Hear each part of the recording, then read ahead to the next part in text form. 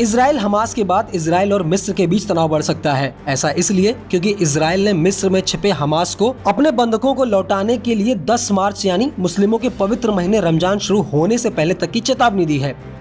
Hamas को दी गई चेतावनी में इजराइल के युद्ध कैबिनेट मंत्री बेनी गेंट्स ने साफ कर दिया है कि या तो वो डेडलाइन से पहले बंधकों को लौटा दे या फिर मिस्र के राफा शहर में जमीनी हमले के लिए तैयार हो जाए। इजराइल ने ये चेतावनी ऐसे समय पर दी है जब गाजा से करीब 15 लाख लोग राफा शहर में पलायन कर गए हैं और शरणार्थी कैंपों में रह रहे हैं।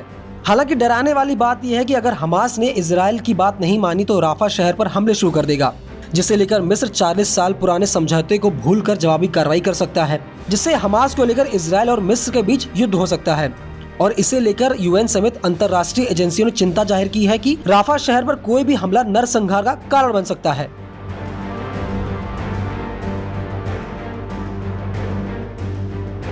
अब सवाल यह है कि आखिर इजराइल को मिस्र का राफा शहर खटक क्यों रहा है और क्यों वो वहां हमले की तैयारी कर रहा है। दरअसल राफा शहर में गाजा के शरणार्थी रह रहे हैं, लेकिन इजराइल का दावा है कि शरणार्थियों की आड़ में हमास के लड़ाकों ने राफा में अपना अड्डा बना लिया है और वो वहां से इजराइल पर हमले की योजना बना रहे हैं। इजराइल का दावा है कि राफा में जो लड़ाके छुपे हैं वो हमास का आखिरी और खतरनाक गुट है। बाकी गुटों को इजराइल ने खत्म कर दिया है और इसी वजह से इजराइल मिस्र के राफा शहर को निशाना बना रहा है। इसके अलावा इजरायली सेना का दावा है कि हमास ने शरणार्थियों की आड़ में इजरायलियों को बंधक बनाकर राफा शहर में छिपा रखा है। बता दें कि इजराइल ने पिछले हफ्ते राफा शहर पर अटैक किया था, जिसमें करीब 70 लोग जान चली गई थी, जिसे लेकर मिस्र ने इजराइल को जवाबी कार्रवाई की चेतावनी दी थी।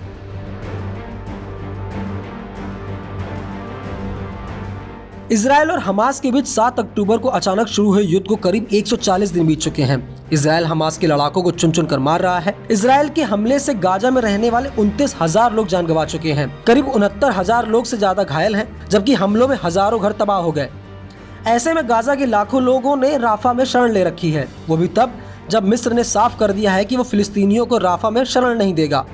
इन सब के बीच इंटरनेशनल कोर्ट ऑफ जस्टिस यानी ICJ में इजराइल हमास युद्ध को लेकर सुनवाई हुई, जहां फिलिस्तीनी विदेश मामलों के मंत्री रियाद अल मलिकी ने अपनी बात रखी। मलिकी ने कहा, गाजा में रहने वाले 23 लाख फिलिस्तीनियों पर इजराइल ने हमले किए, जिसमें हजारों लोग मारे गए, हजारों घायल हैं, हजारों घर तबाह कर दिए गए, जिसके चलते फिलिस्तीनी अपना घर बार छोड़कर दूसरे देशों में शरण ले रहे हैं, लेकिन वहां भी उन्हें हिंसा का सामना करना पड़ रहा है।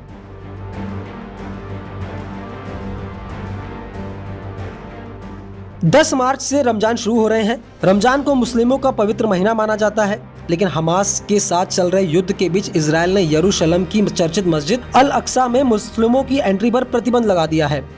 अल अक्सा मस्जिद को लेकर इजराइल और फिलिस्तीन के बीच हमेशा तनाव रहा है। इसे लेकर इजराइल का दावा है कि फिलिस्तीनी मुस्लिम मस्जिद जाने के बहाने हिंसा भड़का सकते हैं।